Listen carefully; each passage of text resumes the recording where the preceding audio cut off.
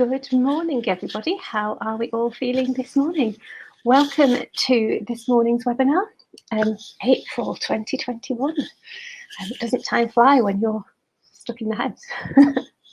I hope you're all right. I'll just give it another couple of seconds just to see if we've got any more people coming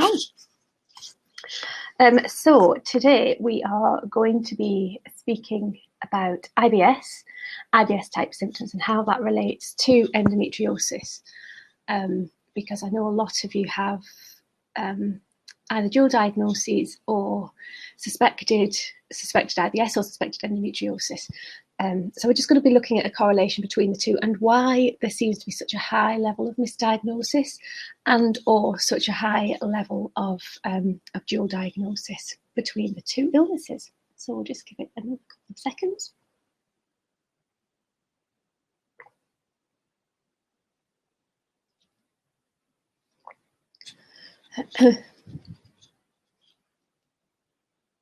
Okay, fab.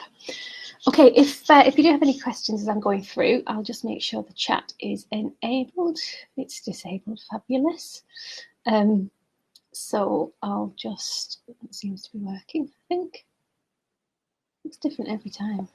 There we go. I think that's enabled.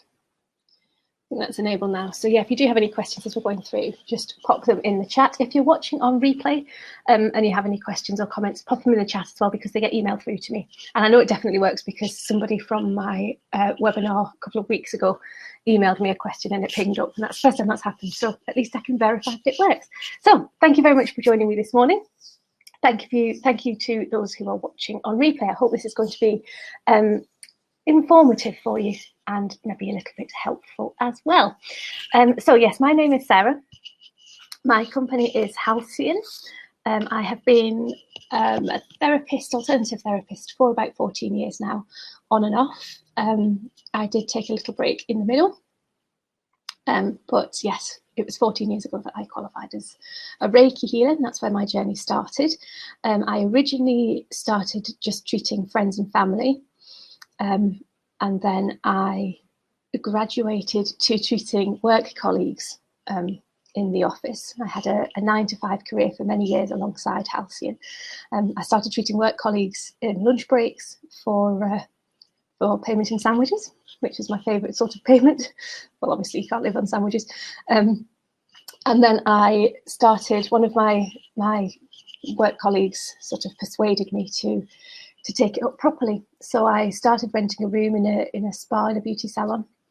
And I did that for a few years, a couple of evenings a week and Saturday mornings. And yeah, I did that alongside the 9-to-5 for a good few years. Then I took redundancy from my main job, which was health and social care commissioning. I took redundancy from that probably about 6 years ago now. Set up Halcyon full time, but then got offered my dream job as a chief officer of a local charity working with adults with really complex needs, autism and mental health problems and things. So I did that for a couple of years. Then I got made redundant from there. Such was the time, and set up Halcyon full time from then. So that was 3.5 years ago. I also had a brief stint doing a maternity cover for the Girl Guides as a regional operations director as well, which I thoroughly enjoyed. But yes, that's me. So I started off doing Reiki.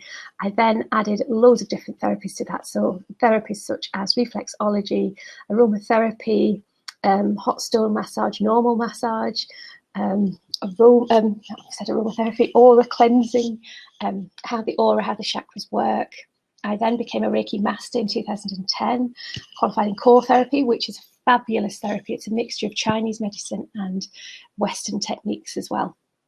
And that's kind of, I've done loads of sort of smaller qualifications moving on from there. I've done my coaching qualifications.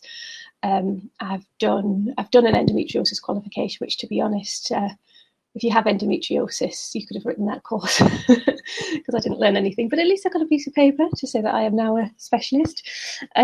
Yes, and various different healing techniques all around Eastern medicine. And that is what predominantly I'm going to talk to you today about. We're going to talk through, just got my little agenda here, we're going to talk through sort of IBS first. and IBS symptoms and the similarities between them and endometriosis. I'm going to talk about why Eastern medicine tells us there's a direct correlation between the two. I'm going to talk you through some of the remedies and the therapies that you can do yourself to alleviate the symptoms of IBS. And some of the things to look out for if you're looking for a therapist or a practitioner to help you as well. Yes, there is a video in terms of, I'm going to be talking about an amno-fu massage, which is an abdominal massage technique. I was going to do a live demonstration. I do have a pre-recorded video which I was going to share, but having just run through all of this morning, I think what I'm going to do is offer a free consultation for anybody and everybody. And I think what I'll do with the amno-fu is, if anybody does want to learn how to do that, I'm going to offer that free consultation to talk you through it, because I always say to people that they have to be careful when they're doing this amno-fu massage if they have specific bowel issues. Now, normally I can just share the video, but because people watching this probably will have IBS type symptoms, it's really, really important to do this safely and sort of listening to your body, but you will need instruction to do that first. So normally what I do in person is I would do that, I'd show you it, I'd talk you through it, and we'd identify any areas of the bowel together that just need sort of maybe special attention, or to approach it slightly differently. I can still do that online, so I can still do that as part of the free consultation, but what I don't want to do is just give you a blanket technique that to go away and try, because that isn't going to favour, that's not going to serve everybody. So if you do want to know that, book in a free consultation with me and I'll go through that individually with you. We'll talk about all the other symptoms and things, and I'll see what else I can help you with on the call, but we'll show you the amno-fu massage on the call. Okay, so I'm aiming for about an hour and a half today. If you do have any questions, that might overrun. If you have a lot of questions, that'll overrun, but yeah, so we're aiming for about an hour and a half. So sit back, get your brews, and hopefully enjoy. So, Eastern medicine. We will start just by talking through the bases of Eastern medicine and how it differs from Western medicine. So when we're talking about Eastern medicine, I'm really talking about predominantly Chinese medicine, Japanese medicine, and some of the techniques that have been around in China, Japan, ancient Egypt for generations and generations, millennia even. So things like reflexology.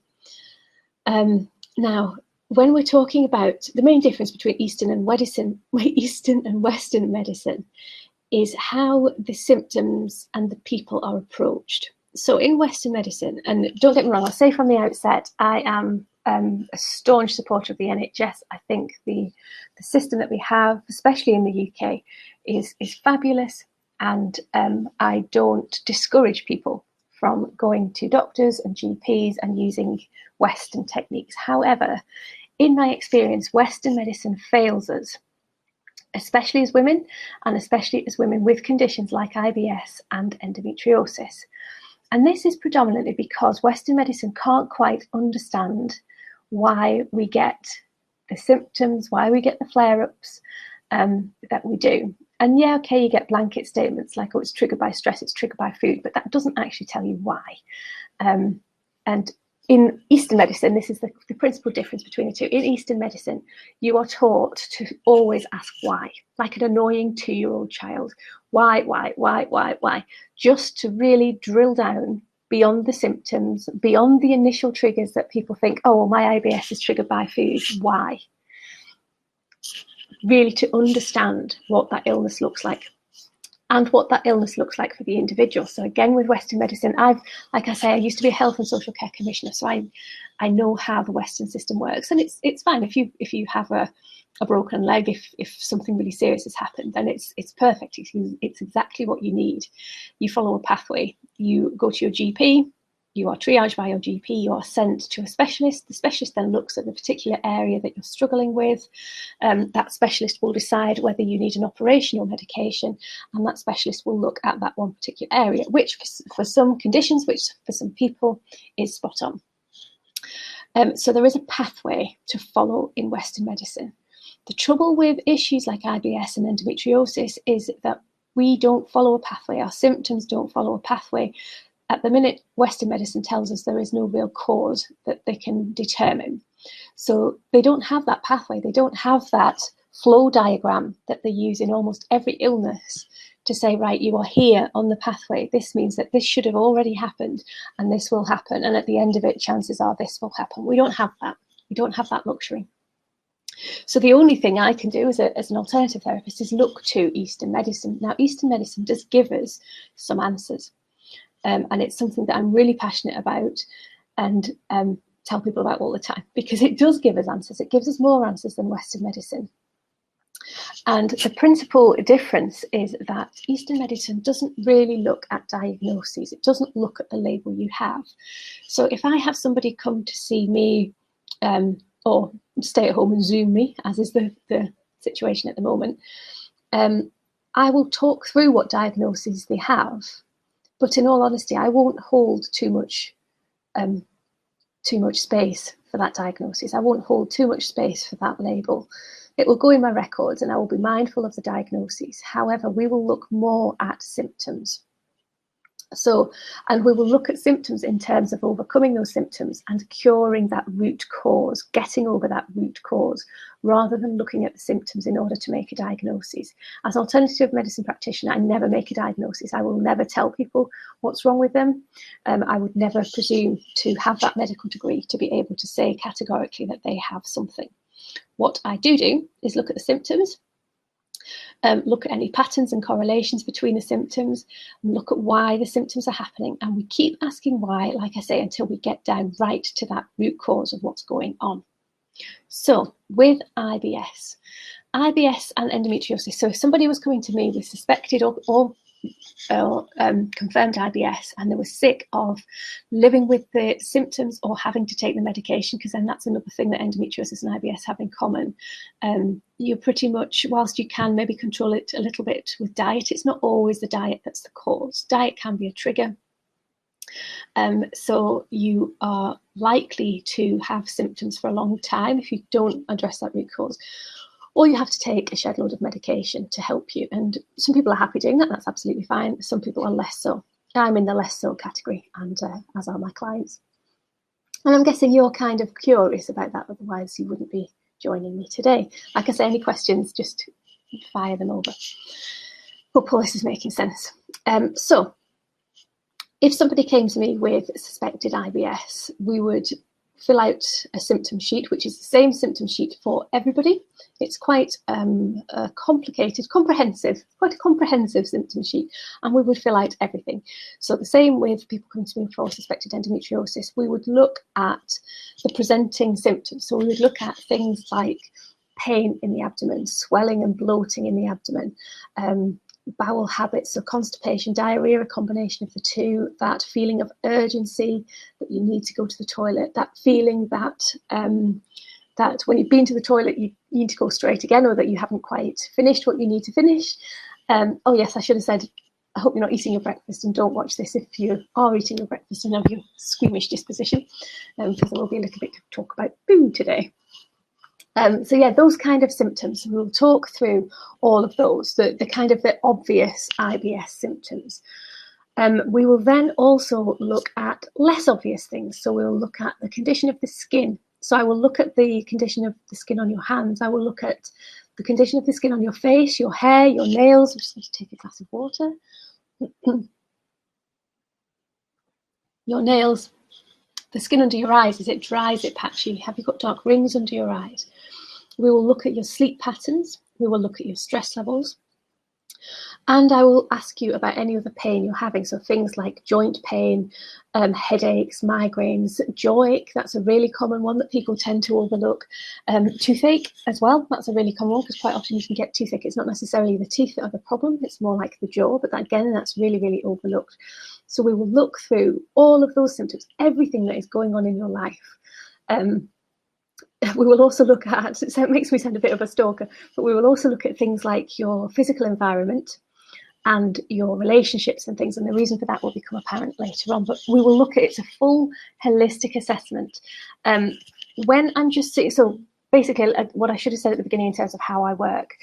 Until COVID hit, I was a therapist, face-to-face therapist. I would see clients, would do an assessment, and I'd see clients on an ad hoc session-by-session basis. I've never been comfortable with that particularly because for me, it wasn't feeling like, I mean, it was fantastic if my clients decided to see me for more sessions and we could really start working together on the root causes. But for me, it wasn't a structured enough approach. I do like a process. I do like a pathway from my commissioning background. So when COVID hit, I was forced to shut my doors overnight. It was absolutely fine. To be honest, I shut it before I had to because it didn't feel right for me to practice at the beginning of the pandemic. And I took that opportunity to restructure how I worked. So I now don't tend to see clients on a one-to-one basis, just as a one-to-one session. I mean, as a one single session. I do coaching programs. So I do a 3-month and a 6-month coaching program specifically for issues like endometriosis and IBS, because that time frame gives us sufficient time to really drill down into the symptoms, into the triggers, and into the root causes and the menstrual cycle and all of the other stuff that goes with everything that we're talking about.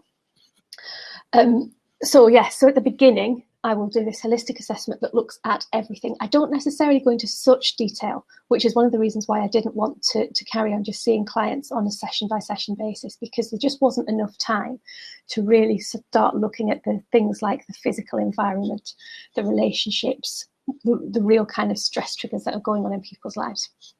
So now I have a clear structure, and this is kind of what we look at right at the beginning, and then we identify any areas that need a little bit more support. And if I'm not qualified to do it, I will bring in one of my trusty colleagues to support as part of the programme, but that's beside the point.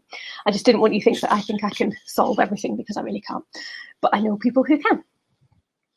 So yes, we will look at all of these symptoms. Now, the problem with IBS and the problem with endometriosis is that on a very, very basic level, quite often they can seem like the same thing.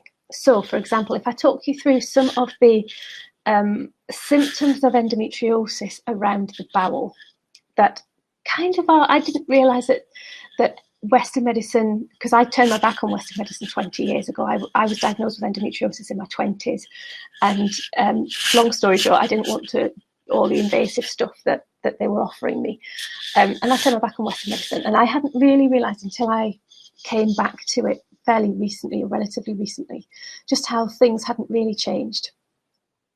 And the actual bowel symptoms around endometriosis still aren't widely accepted or recognised initially as endometriosis. So we are still getting a lot of misdiagnoses as IBS. And to some extent, that doesn't really matter. It only matters when a doctor says, yes, you have IBS, and then they stop looking. Because if they just assume it's IBS and don't look any further for the endometriosis, then you're missing out on some crucial care. But yeah, if I talk you through the symptoms around the bowel and the abdomen and in endometriosis. So in endometriosis, we have abdominal pain, we have abdominal bloating, we can have blood and mucus in the stools, we can have that pressing feeling that you need to go to the toilet now, we can have constipation, diarrhea, a mixture of the two, headaches. So you can see how these symptoms are really, really, really similar. So if you turn up to a doctor, especially if it's a doctor in an IBS specialism, if that's their area, because GPs do have specialism. So if you go to a GP who is a specialist in IBS, then they will start there. And to be honest, I think most GPs would start with IBS anyway, because I don't know why. I can't say why, but I do, in my experience with my clients, they tend to have their IBS diagnosis before anything else. So you can see how those symptoms are really, really interlinked. Now, in Eastern medicine, that gives us a really, really clear reason as to why this would happen. And we will look at what Eastern medicine tells us in terms of root cause, just so that we can really dig down into what's going on. The important thing before I do that is to say that with both IBS and endometriosis, the illness the condition really is incredibly personal. So a lot of the stuff I'm talking about here is a generalization. So when we talk about triggers and symptoms, I'm talking about what I generally see. I'm not talking about a definitive list of conditions, a definitive list of symptoms or a definitive list of triggers. It's very much, this tends to be what I see. You may have additional stuff, you may have half of what I'm talking about, you may only have one of what I'm talking about. That doesn't diminish what you have, what you're feeling. It's just very, very hard to do these webinars to hit everybody's symptoms and everyone's condition and everybody's circumstances on the head. So if I'm talking about things that don't 100% resonate with you and you think, well, I haven't got that, so I can't have IBS, or I don't have this, so I can't have endometriosis, don't think that. If you are in any doubt, either put a question in the chat. I know people are reluctant to put in the chat sometimes, but if you want to either chat, I don't know if you can message me directly on this thing, but if you want to put it on the replay, or just email me your questions. And like I say, I offer free consultations. I'm more than happy just to chat through any concerns you've got in terms of your own health. Even if you don't want to go down the alternative route, I can maybe help you in terms of taking this information back to your doctors. So don't worry if I'm talking about things that either don't resonate too much. We might be joined by a cat in a moment, who I thought I'd locked up. She's obviously escaped. The joys of lockdown working. So so that's where we are at the minute. I think we're going to take a quick break, which will give me an opportunity to get rid of this cat, and I shall see you back at 9:30.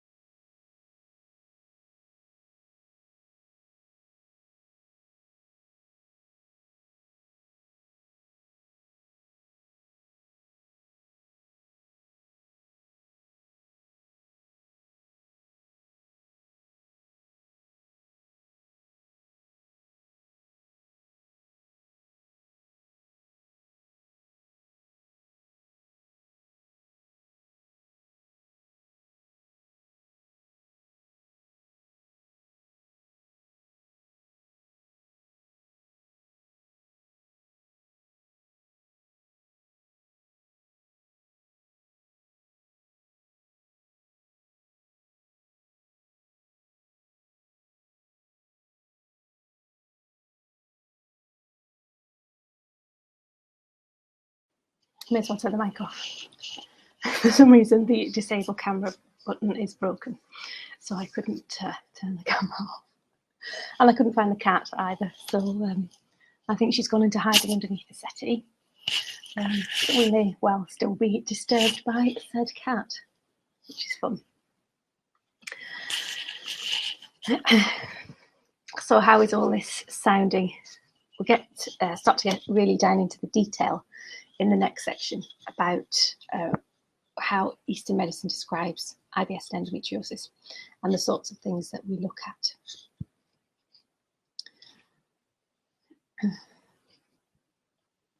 It says everybody's still here, but I don't know whether you're actually here, whether you have toddled off. Yeah, we'll just crack on. So, yes, thank you for that. I didn't plan to have the break that early.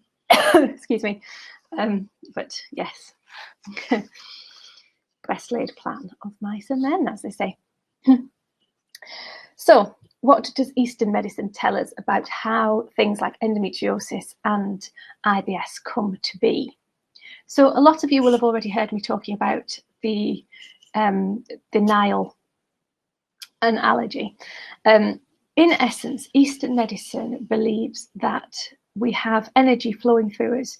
You may have heard things like chakras, meridians. These are all energy centers and energy channels within our bodies. So in Eastern medicine, the belief is that the energy is flowing through us all the time, continually moving, continually flowing. And it's in Japanese, in Reiki, it's Ki, then it's Chi, Qi, and Chi in Chinese. And Ayurvedic medicine has its own, so Indian medicine has its own version of this as well. But in essence, that energy flows through us all the time. We can't see it. You can sometimes feel it if you're that way inclined, but it's always there.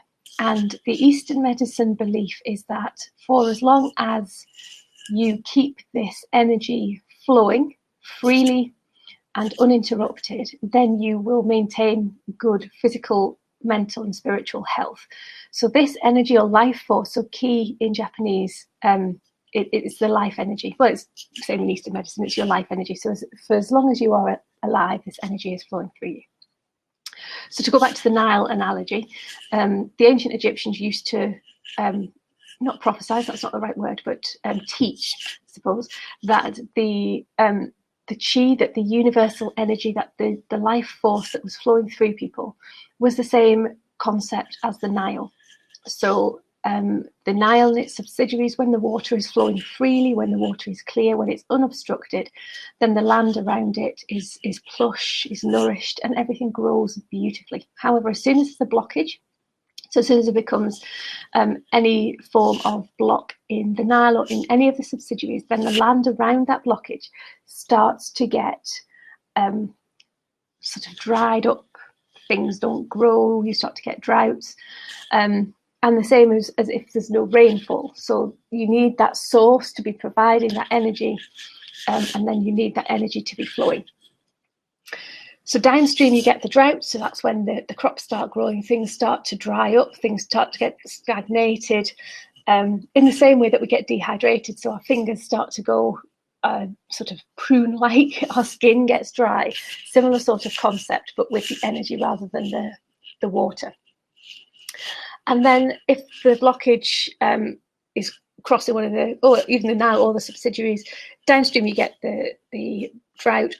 Just in front of, so just upstream of the blockage, that's when you start to get all the toxic buildup. So you get the stagnant water, the murky water, things just start to get too damp. They get all toxic and smelly. And IBS and endometriosis are typical diseases in Eastern medicine of that stagnation.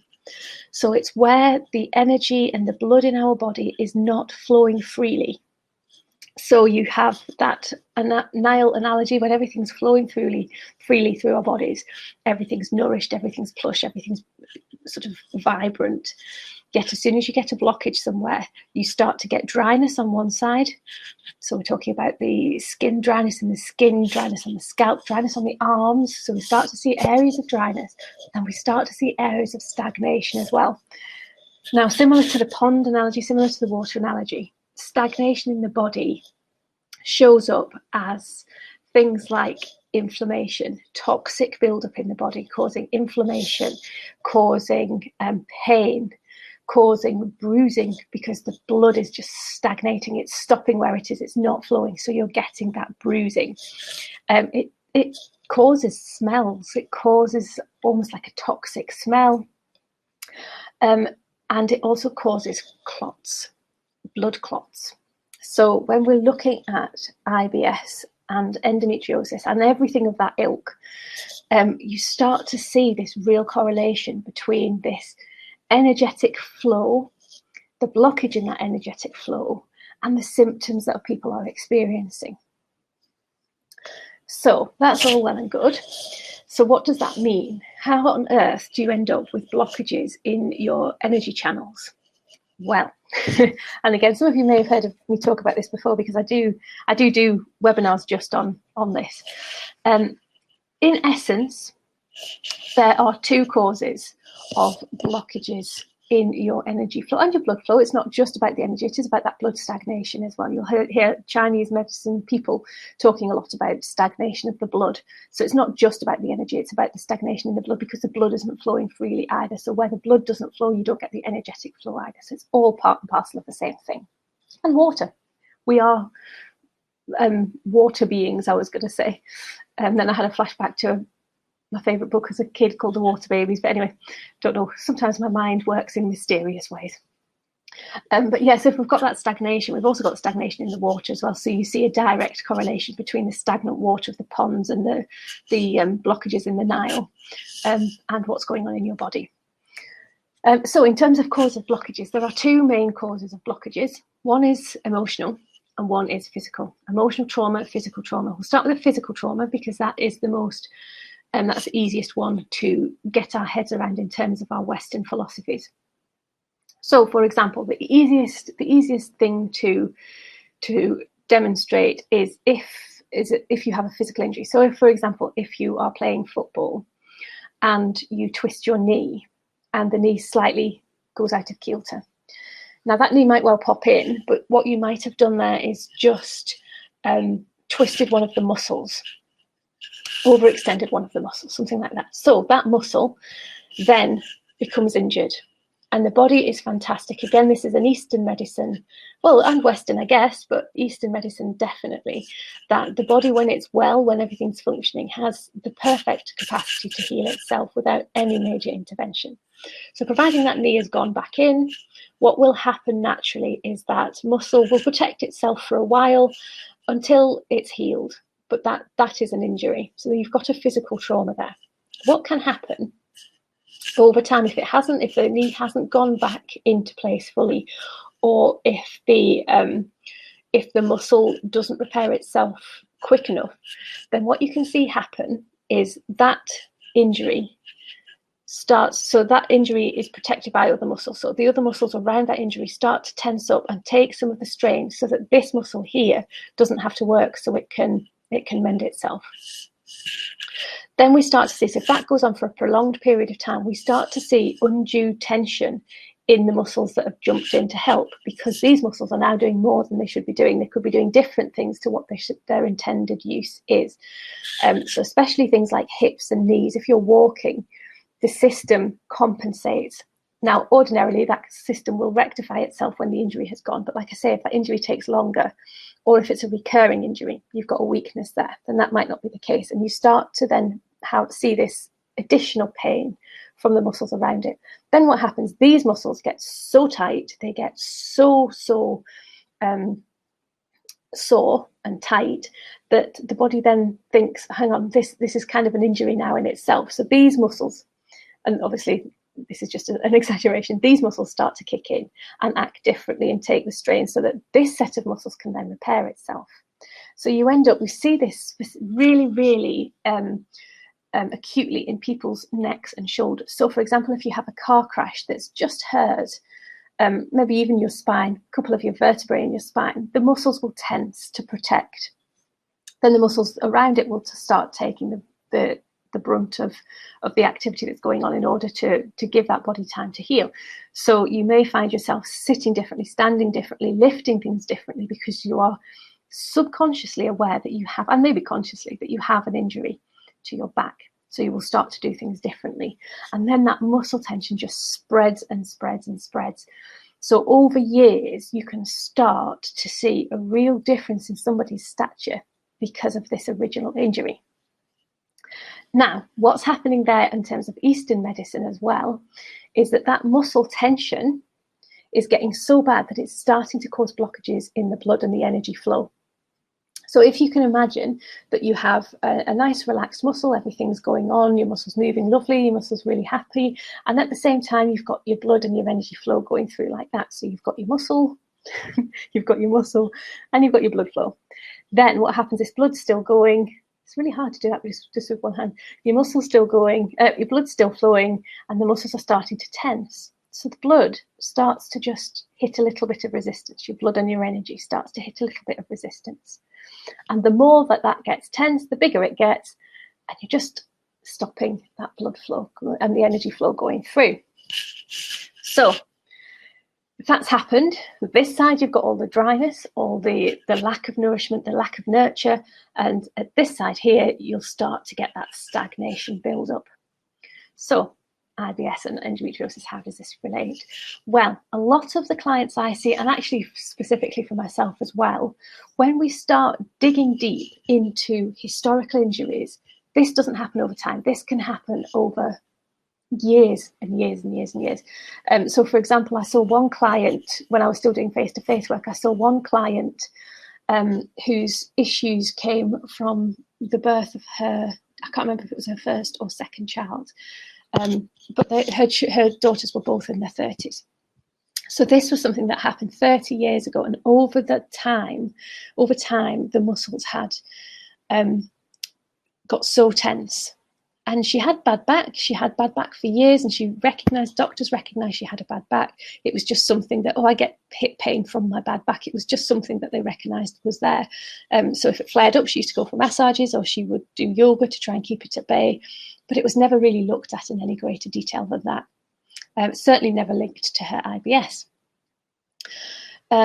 So I see a lot of this in clients. So I see clients who had maybe fallen off a horse. I had one client who fell down the stairs, falling off bikes when you're a kid. Now, when we're talking about falls like that, we're talking about falls directly onto the coccyx, directly onto the sacrum, so the lower part of it doesn't have to be. You can have a neck injury as well that impacts on your lower back, but that's for another day. And again, over time it impacts. I'm not talking about sort of straight away.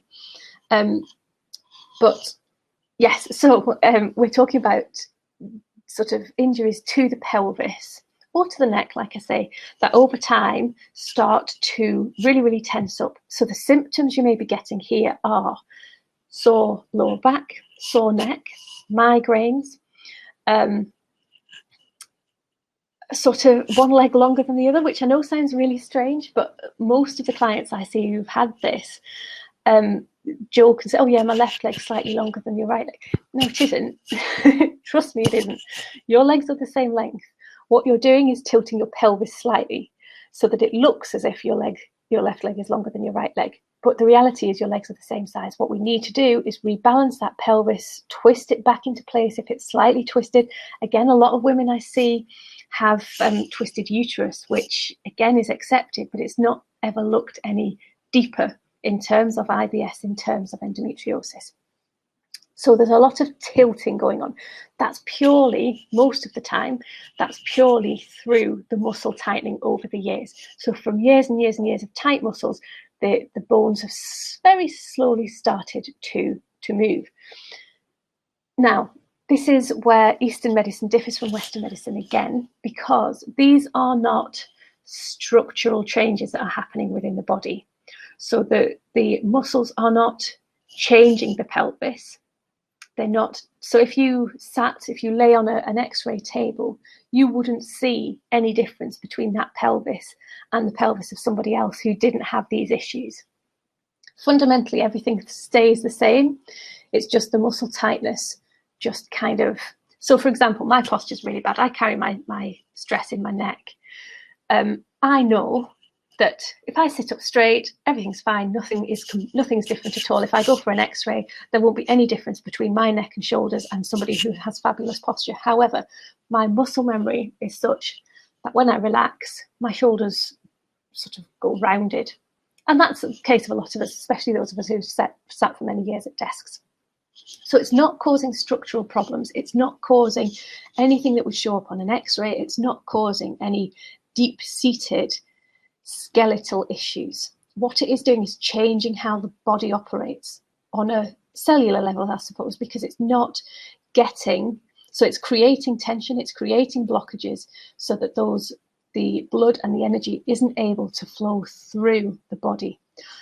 So if you think about where we're talking about in the anatomically speaking, in terms of IBS and in terms of endometriosis, everything is going on in the abdomen. So we have similar symptoms, we have similar things going on.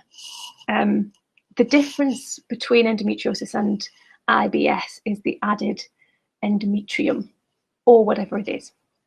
The endometrium-like tissue that's there in endometriosis that isn't necessarily there in IBS.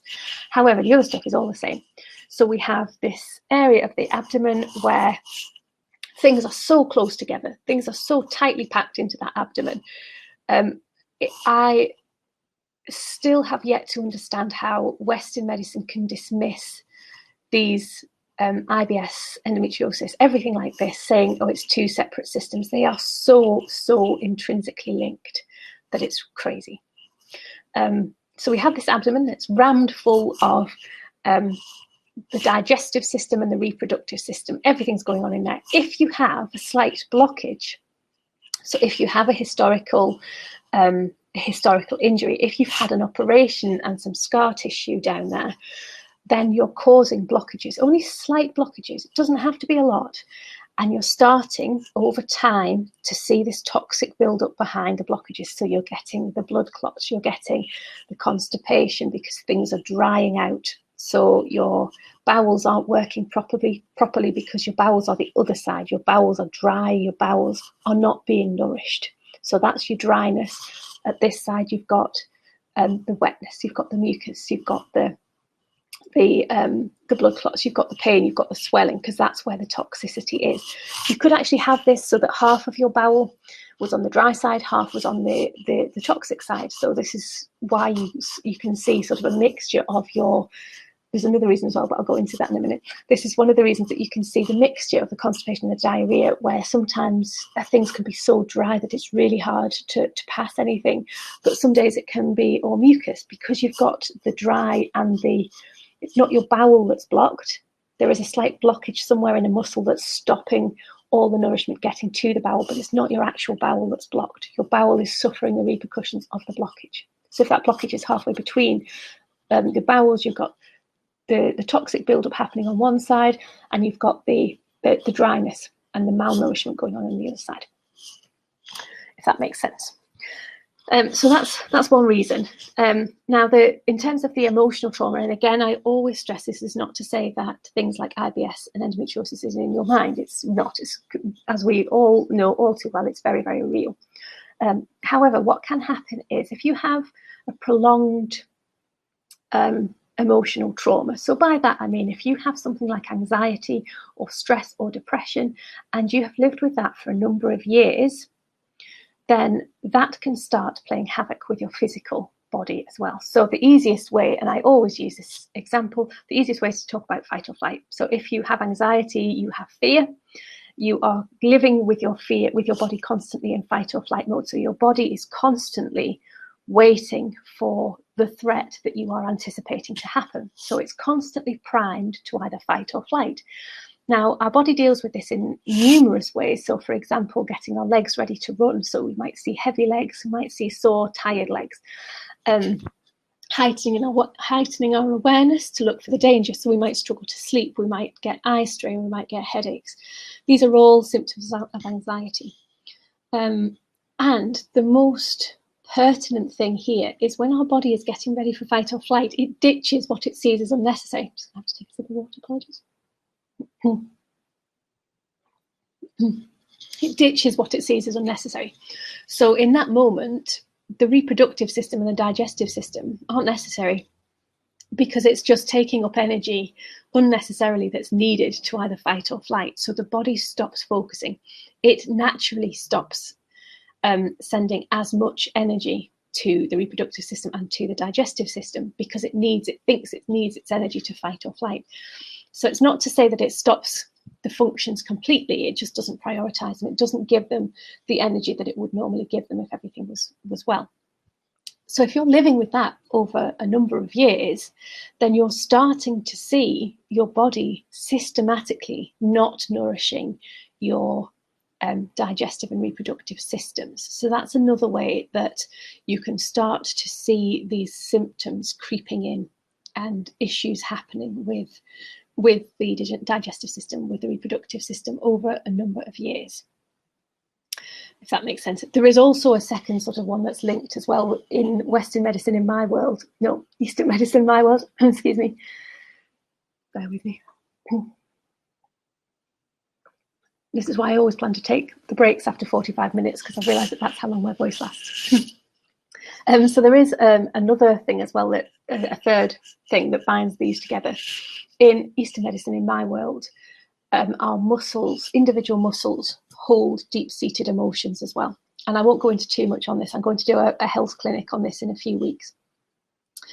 But suffice to say that if you are living with And it's not just your kind of prominent emotions, things like vulnerability, things like feeling betrayed, those kind of feelings and emotions physically manifest in our body. An interesting one is feeling betrayed, and that manifests in the back, in the big muscles in the back. So if you have a lifetime of feeling as if you've been let down, which actually one of my endometriosis clients, this absolutely was her, right from a very young age. She felt let down by her parents, by her grandparents, by the system. She was a lovely, lovely person, but she had been let down all of her life. And this had caused horrendous problems in her back because in Eastern medicine, that direct correlation between negative feelings, deep-seated negative feelings, and individual muscle tension is very, very palatable. So again, if you're feeling deep-seated emotions like anger, betrayal, and vulnerability, these are all impacting on your physical body. And if that's all impacting on the body in a way that impacts on the abdomen, then you can do whatever you want. You can go to yoga classes, you can try and sort everything else out, but until you identify and deal with those deep-seated issues, then you're not going to get to the bottom of your IBS or your endometriosis. So that's the third one. I said two. It's kind of linked because it's an emotional trauma leading to a physical trauma. So this is where they come together. But you can also have a distinct physical trauma, distinct emotional trauma that's causing the issues, like the fight or flight being the emotional link. Okay, so that's what happens in terms of Eastern medicine. So this is why I ask so many questions about what's going on in people's lives, because until we can really get to the bottom of all the historical stuff, it's not necessarily what's going on now, but all the historical stuff, we can't begin to clear all of these symptoms and put the body right. Because again, remember, in Eastern medicine, the body, when the energy is flowing, when we are clear of all this emotional baggage, that's when the body can heal itself. So it's perfectly confident and capable to heal itself from even the most chronic of illnesses. So that's all well and good, but how do we start to heal ourselves from IBS? So taking what I've said, if you accept that your IBS comes, I should talk about triggers as well.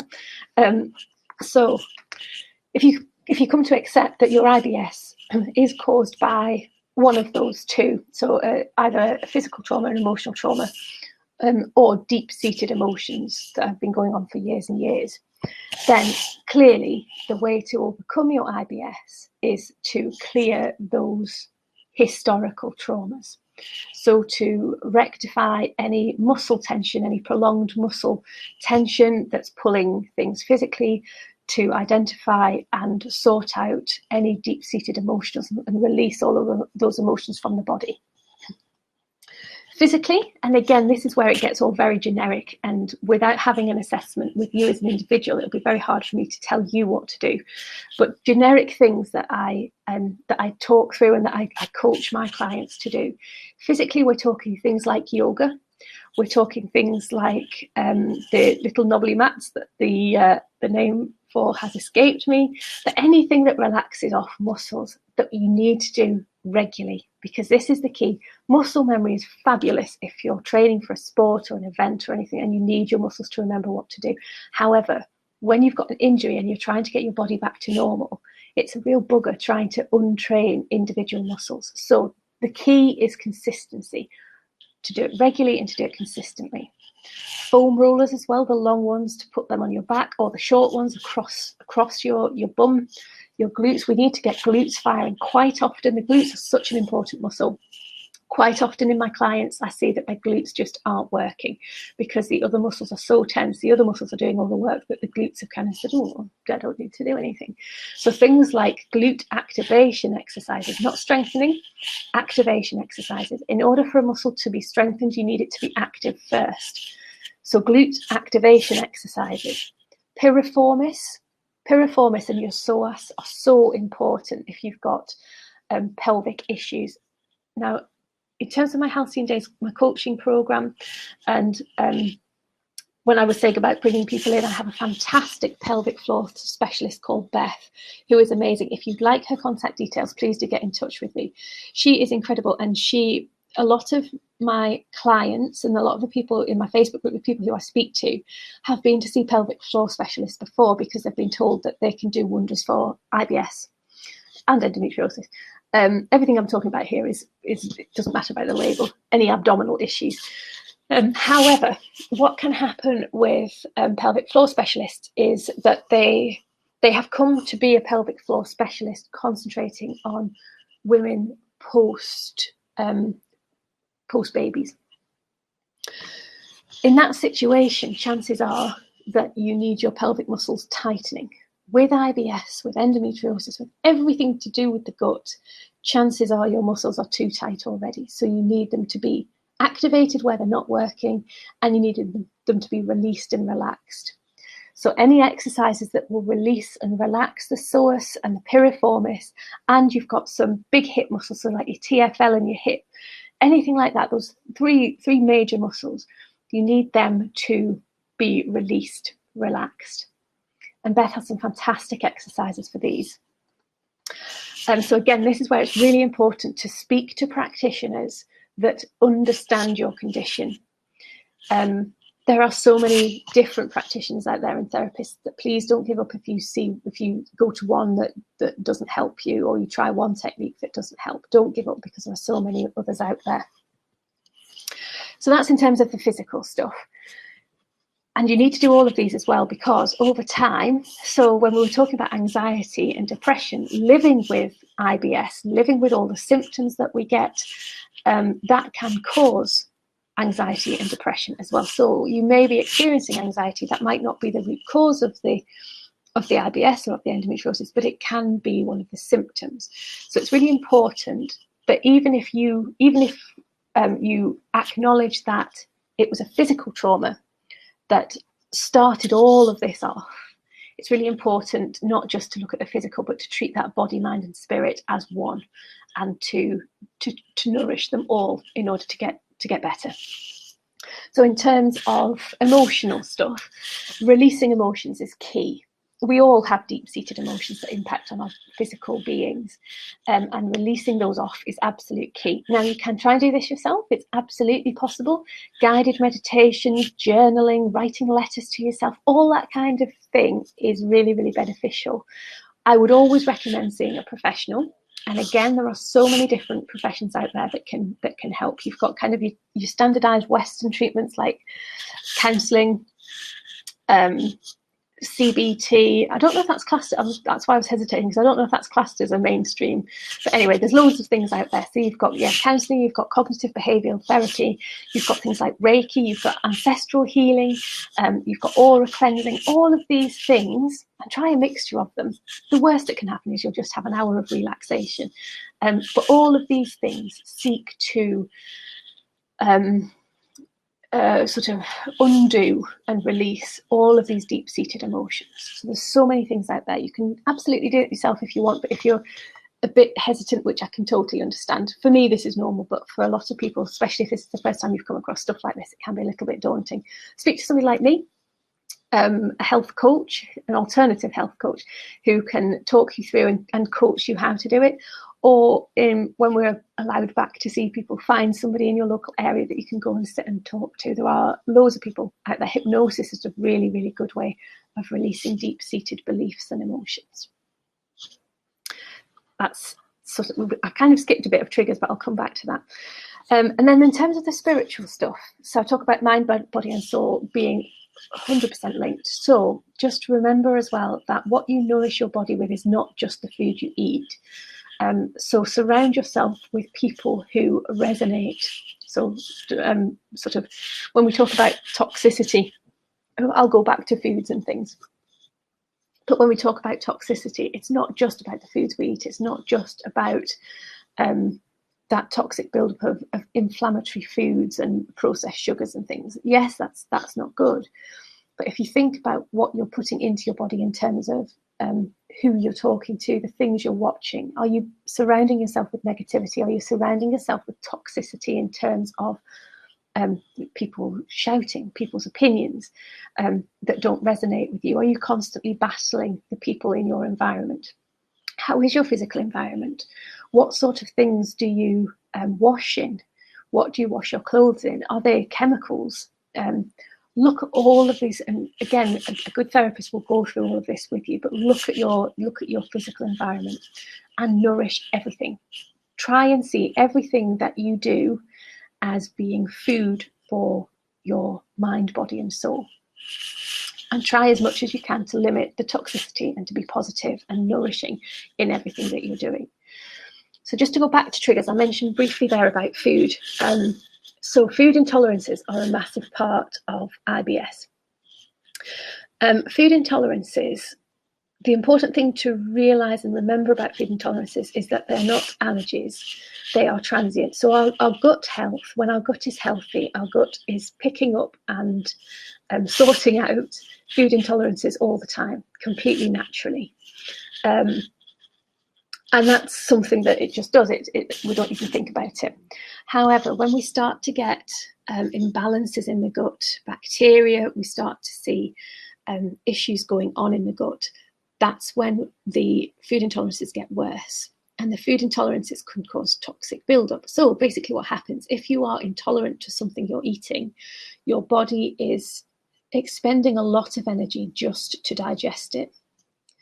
Now, if you couple that with, so what can happen is the food doesn't pass through the gut properly. So normally the peristalsis kicks in, the food goes from stage to stage quite happily and it gets broken down and passed through. If you have an intolerance, because your body is focusing so hard on breaking down that food, in the time it's going through, it may not be able to break it down properly, or it may get stuck as well. Because remember, your bowel, your gut wall is all concertinaed. So you might find, because it's not broken down as much, it's getting stuck in the bowel wall. So this is where the abdominal massages come in. So food intolerances. So the really important thing to remember is that you can quite easily test for food intolerances. One of the tests you can do is to send away hair or spit to these people who do the readings, and then you'll get a diet plan back. The way I do it is kinesiology. So I use applied kinesiology to muscle test, and it's dead simple to do this yourself. You literally just pick a strong indicator muscle. That's the one that I test on other people.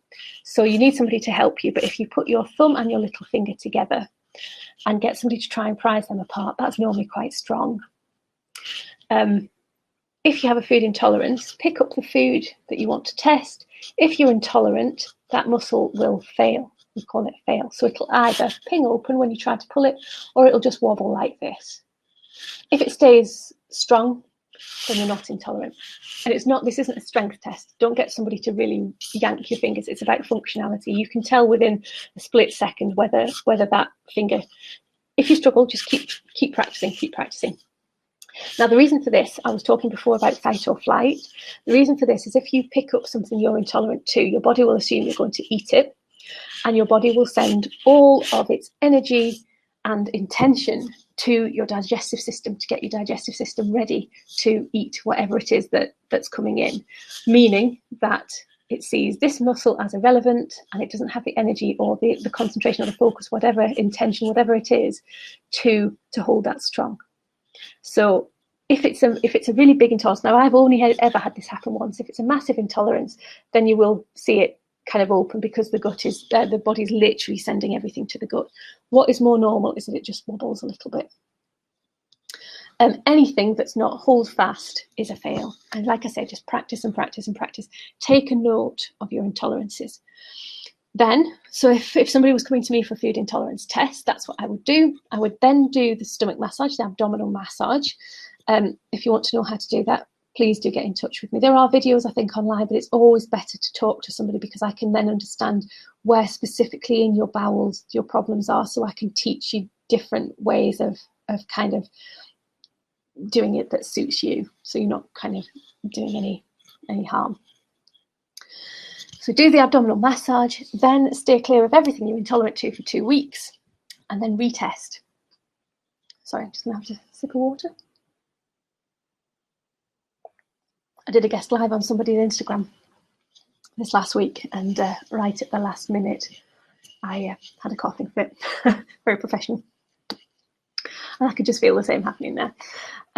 So yes, 2 weeks, then retest. And chances are most of the non-severe intolerances will have gone by then. You may need to stay off it for a little bit longer. So do the amno massage again and stay off anything you're still intolerant to for another 2 weeks. Now, when we're talking about this, this massage, when you do it, and I'll tell you this when you, if you contact me for a consultation, just be very, very wary, because what you're doing is clearing the gut, essentially. So all the toxins, all the food that's stuck in the concertinaed gut wall, you're clearing all of that out. So it can have some quite dramatic effects, especially for people with IBS. So yeah, that's just something to be mindful of. Don't book anything in that afternoon. So yeah, we've talked about food as a trigger. So food can be a trigger. Food can trigger, food intolerance can very, very simply trigger IBS. And that's why. And you can also have stress that triggers it. So you've heard me talk about the link between stress and the physical body. So at the very, very basic level, if you're putting your body in fight or flight, then it's not going to be concentrating too much on the bowel. So all sorts of things can be happening that's not normal. Another thing that can be going on in the bowels, stress-related, in Chinese medicine, the gut is sectioned into different emotions. So, for example, if you are fearful, if you are feeling, if you are experiencing massive sadness, and other stuff as well, but that will be reflected in a specific part of the gut. And again, this is why I like to talk to people about the amno massage, because there are things you can feel when you're doing the massage that tells you which areas of the gut the problems are in. And then you can link that back to emotion. So if you're sort of saying about identifying the deep-seated emotions, that's one really, really good way of doing it. And the easiest way to explain this is when you're anxious and people say, oh, can you feel that in your stomach, in the pit of your stomach? That's because that's the area of the gut that relates to anxiety in Chinese medicine. So that's the easiest way to show you. But there are, like I say, sadness, worry, anxiety, fear, and happiness as well. You can be overjoyed and still it impacts on your gut. So all of these are reflected in your gut. And once you learn how to read your gut and reset your gut, actually you're giving yourself a really nice emotional massage as well. Amno Fu stands for deep organ massage. Chinese medicine links the organs to the emotions. So you've got, well, I won't go into all of that, but yeah, that's basically what happens. So when you're doing the amno, you're doing the physical massage, but you're also releasing emotions as well. So that's another way that you can get that really lovely emotional release without really even having to, well, not at all having to address any underlying. You don't have to talk about anything. You don't have to revisit painful events. You can literally just enjoy the massage, and it clears any emotions, deep-seated emotions for you. So triggers, we've got food, we've got stress, and then the environmental triggers as well. So this is more for endometriosis, but I have seen it impact on people with IBS. Now that could be because they have undiagnosed endometriosis, I don't know. But yeah, like I said before, just be wary and mindful that you are nourishing your body with everything that you put in it, from thoughts to music to the news to social media. Everything that you're doing is nourishing or not your body. So just be mindful of that. So when we're talking about stress, if you know that the news is a trigger, then limit your exposure to the news. Limit what sites you look at, limit what social media you go on, if you know that they are triggering emotions, negative emotions within you. And similarly to toxins in terms of drinking water, if you can, always have filtered water. Don't use plastic bottled water because of the hormone, I can't remember the word, but the chemicals in the plastic that the only word that's in my head is deregulate hormones, and that is not the word I mean at all. Inhibitor, hormone inhibitors and things that are in plastic bottles. So stay clear of plastic. Don't use plastic to keep your food in. Yeah, so everything like that that's around you, just be very, very cautious. With all of my clients, I always say to them, keep a diary. Keep a food diary, keep an emotions diary, keep a diary in which you log everything. And at the beginning, literally log everything. So log exactly what you're drinking, when you're drinking it, log how you're storing your food, what your food comes in, even how you're cooking your food, what you're cooking your food in, how your sleep is, how your stress level is, how your relationship is, how your house is, everything that's going on, literally log it. And don't spend too much time in the early days going over it, because it takes maybe a couple of weeks for us to be able to build up that really clear picture of what's going on. But the more you start logging things, the more you'll start to really, really understand what your triggers are and what your symptoms are, way beyond the I can't eat wheat, it gives me bloating. That's very valid. That is absolutely true. But we need to get beneath that. We need to look at more why and why and why. And by logging everything, that's the start of that journey. So I hope that was useful to you. Once, that's what I should say, always log as well the food intolerance tests if you do that. Because, oh, that was something as well, not a question on here, but I was asked, and that's why my mind was stopping, because I knew I had a question to answer, and I've not written it down on my agenda. Somebody asked me about colonic irrigation and enemas and what my personal view is. My personal view is don't go anywhere near them. So the reason behind this, in your gut, you have two valves, and a lot of you will have heard me talking about these valves already. So if you draw an imaginary line between your belly button and the top of your hip, halfway on that line, there is a valve on either side. Now, what can happen is that valve gets stuck. So basically the function of that valve is to open and shut to let food through. So when food is finished in stage 1, the valve opens, the food passes through to stage 2, then this is overly simplifying it, but then the valve in stage 2 opens and it passes through to stage 3. These valves can get stuck. So this is the last thing I wanted to talk about. These valves can get stuck. Now, they can get stuck because of inflammation, because of physical trauma. So again, if your pelvis is slightly tilted, or if you have inflammation around that part of the gut where the valve is, then that valve can stop working properly. And this is a technique that I would urge everybody to do. So what we need to do is get those valves working properly.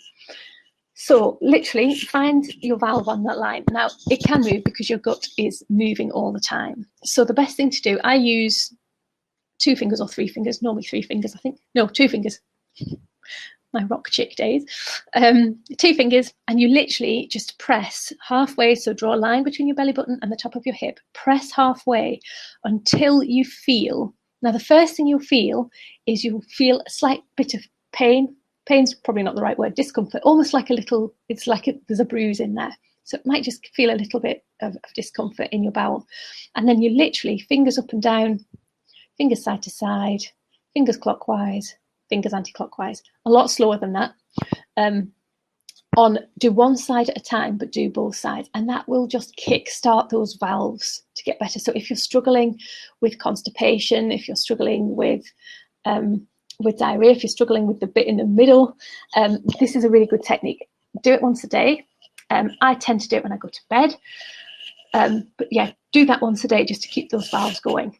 Now, in terms of colonic irrigation, excuse me, I know some of you will have seen fantastic results with colonic irrigation. My view is that's because colonic irrigation will have cleared out whatever toxic buildup you had in your gut, which on the face of it is a good thing. However, what it's also doing is clearing out the good bacteria, it's clearing out the good toxins, it's clearing everything out. It's not actually addressing anything that's going on. So it's not helping clear the problem that's causing the toxic buildup. So it might give you slight relief, but it might also add to your pain. There's also something called leaky gut syndrome. I do have a video in the membership. I'll just check that I've uploaded it. I should have uploaded it last month, but it was endometriosis month. I was a bit distracted. So in the membership, there is a video on leaky gut syndrome. There is an element of risk in terms of the stuff being pushed out of the gut wall if you do have leaky gut syndrome. So there is that risk. There's the risk that your you're washing away the good bacteria, so you're actually causing more problems because your bowel is too clean. Because at the end of the day, there is stuff that needs to happen in there in order to break food down. So you do need a level of bacteria and toxins going on in there. So there's a risk that you clear it too much. There's also a risk, and this is the thing that puts me off, if your valves aren't working. So if you do struggle with constipation or diarrhea. So basically what happens is with that valve, if you're struggling with constipation, chances are the valve is stuck shut. If you're struggling with diarrhea all the time, chances are the valve is stuck open. What I tend to see, I don't think I've ever had anyone who it's completely, maybe one person where the valve was completely stuck, where literally they hadn't pooed for weeks. Actually, this can help babies as well as a sideline. If you have babies with colic, this is a really good little technique to try. Most people have the valve, if they have a problem with the valve, it tends to be stuck half and half, which means that some of the food is getting stuck because it's not all getting through, but there's a little gap in the valve which is letting a lot of it through before it's ready. So you're getting a mixture of constipation and a mixture of diarrhea, typical IBS symptoms. If that valve is stuck open and you're shooting up a jet of water or coffee or whatever it is you're sticking up there, then there's a real chance that food that has gone beyond that stage of the bowel gets pushed back through because the valve is open. And that is going to cause a whole host of issues, because you are then pushing a load of bacteria from one section of your gut back through to a previous section where it shouldn't be. So you're causing a whole host of issues. My personal advice to people, and professional advice to people, is to avoid. No good can come of it long term. Yes, you may get some initial relief from it. I would argue that an amno-fu massage, or it doesn't have to be the Chinese amno-fu massage. If you can find some of this different variations, Ayurveda have an abdominal massage. There's a lovely Malayan or Mayan, can't remember, Mayan probably, Mayan abdominal massage as well. That's lovely. Anything that resets the gut. That's the other thing as well about these microbiome. Again, if you want any advice, it's very personal for individuals. If you have things like IBS, again, you might get short-term relief from it. Chances are it's not going to help longer term. My advice is things like the amno-fu massage, done well and done properly, which you can absolutely do on yourself if you have the right coaching, is more beneficial than any of this, because if you do it right, it's not doing you any harm. And it's a really nice natural way of just helping. In the same way as you massage your leg muscles, you massage your back, it's exactly the same principle. You're massaging the walls of your bowel, which are muscular, to get rid of the toxic buildup and to get them functioning better again. But there is a way of doing it. So that would be my advice to you guys. And yeah, in terms of the microbiome,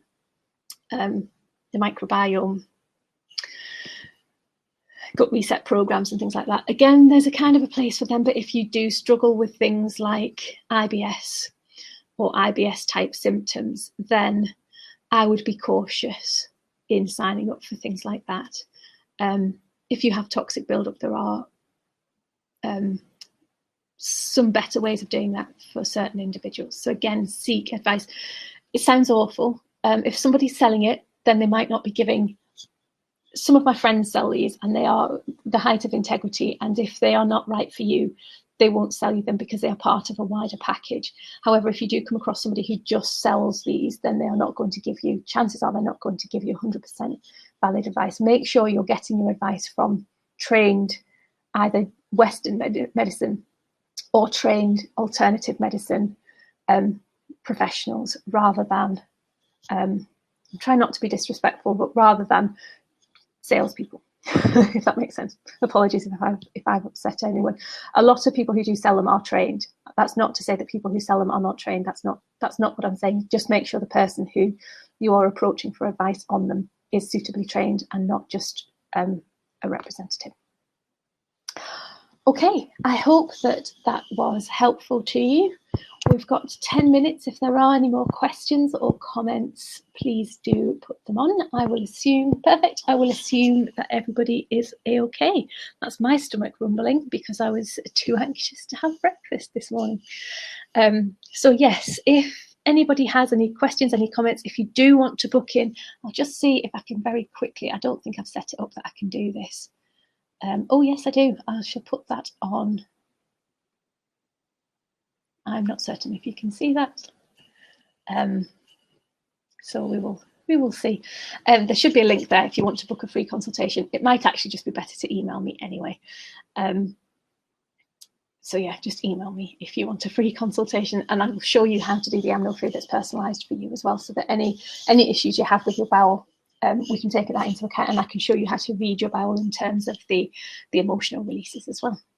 Okay, thank you very much for your time. Thank you for watching, whether you're watching live or watching on replay. I really appreciate it. I am doing a webinar, a free webinar on, I think it's the 14th of April, everything you need to know about endometriosis. So if you suspect you may have endometriosis, I'll just be talking through a lot more in detail about what I spoke about today. But yes, any questions, any comments, always gratefully received. In the meantime, have a fabulous Easter weekend. Enjoy your time off. Hopefully the weather will stay. It's looking quite nice and blue skied out there today, which is fabulous in Lancashire. So wherever you are, have a good one, and take care, stay safe.